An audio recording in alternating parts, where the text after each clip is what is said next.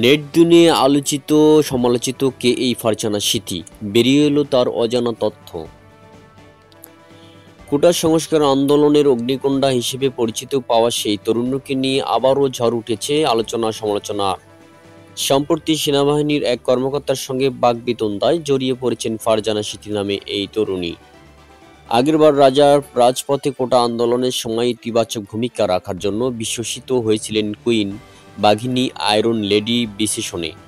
আন্দোলনের সময় ভাইরাল হওয়া এক ভিডিওতে ফারজানা সিথি দরাজ কণ্ঠে পুলিশ কর্মকর্তাদের প্রশ্ন করেছেন, আপনারা কি কোটার পুলিশ? তবে এবার পুলিশ সেই কাহিনী ভাইরাল হয়েছেন নেতিবাচক কর্মকাণ্ডের জন্য।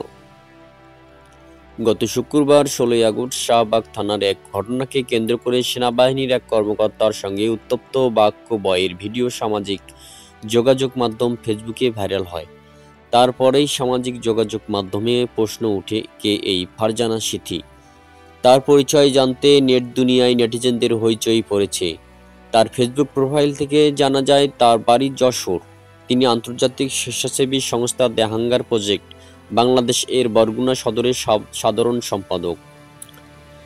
নিজেকে ঢাকা বিশ্ববিদ্যালয়ের শিক্ষার্থী হিসেবে পরিচয় দিলেও জানা যায় তিনি government college of applied human সায়েন্সের 2019-20 সেশনের শিক্ষার্থী। ইন্টারনেটে ছড়িয়ে পড়া ফারজানা সিথিতে বৈষম্য বিরোধী আন্দোলনের সমন্বয়ক হিসেবে প্রচার করা হলেও 158 সদস্য বিশিষ্ট সমন্বয়ক তালিকায় তার নাম খুঁজে পাওয়া যায়নি। তার ব্যক্তিগত জীবন নিয়েও শুরু হয়ে গেছে সমালোচনা।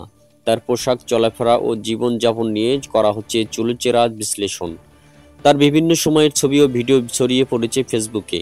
বিভিন্ন নির্মাতা ও ফটোগ্রাফি হাউজের বিভিন্ন ফটোশ্যুট ও ভিডিওগ্রাফিতেও অংশ নিতে দেখা যায় ফারজানা সিথিকে।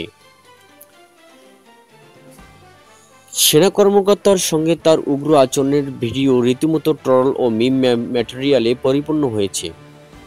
ফারজানা সিথির এমন ঔদ্ধত্যপূর্ণ আচরণের সমালোচনা করতে দেখা যায় নেট দুনিয়ায় সমস্ত নেটিজেনদের। অন্যদিকে উস্কানি অপমানের মুখেও পেশাদারিত্ব বজায় রাখার জন্য প্রশংসায় ভাসছেন সেই সেনা কর্মকর্তা ক্যাপ্টেন আশিক। সেনাবাহিনীর প্রধানের কাছ থেকে পেলেন সম্মানসূচক সেনা গৌরব পদক।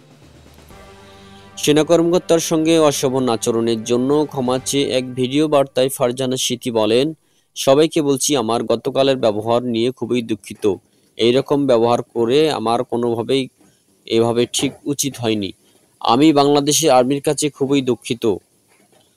প্রিয় বন্ধুরা, যদি সংবাদটি ভালো লাগে আপনারা এই সুন্দর হাতটি দিয়ে আমার এই চ্যানেলটিকে সাবস্ক্রাইব, লাইক ও শেয়ার করে সবসময় সাথেই থাকুন।